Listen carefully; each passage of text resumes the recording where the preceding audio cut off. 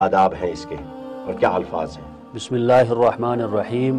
قرآن کریم اور احادیث میں بے شمار جگہوں پر ایک مسلمان کو توبے کی ترغیب دلائی گئی ہے۔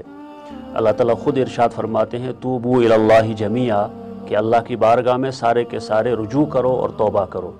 اسی طرح سے نبی اکرم صلی اللہ علیہ وسلم نے ارشاد فرمایا کلکم خطاؤون وخیر الخطائین التوابون، کہ تم سب گناہ گار اور خطا کار ہو، تم سب سے لغزشیں ہوتی ہیں اور تم میں سے سب سے بہتر وہ ہے، یعنی خطا کاروں میں سب سے بہتر وہ ہے جو بار بار اللہ کی بارگاہ کی طرف رجوع کرتا ہو اور اللہ کی ذات سے توبہ مانگتا ہو۔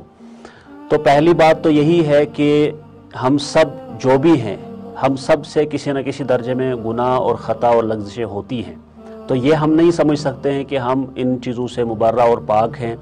اور دوسری چیز یہ ہے کہ صرف اس دنیا میں انبیاء علیہم السلام کی ذات معصوم عن الخطا والنسیان ہے، ان سے گناہ نہیں ہو سکتے ہیں۔ باقی جتنے بھی چاہے صحابہ ہوں یا اولیاء ہوں یا کوئی بھی ہو عام انسان، سب سے گناہ ہو سکتا ہے۔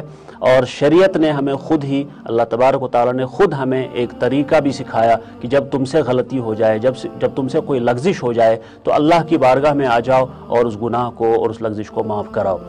حدیث میں بھی آیا ہے کہ التوبۃ ہی الندامہ، توبہ اصل ندامت ہے، یعنی اگر کسی انسان نے کوئی گناہ کیا اور اس کے بعد اس پر شرمندگی ہوئی، اس کو احساس ہو گیا کہ میں نے واقعی غلط کیا ہے، میں نے واقعی اللہ کا حکم توڑ دیا ہے، تو اسی کا نام توبہ ہے۔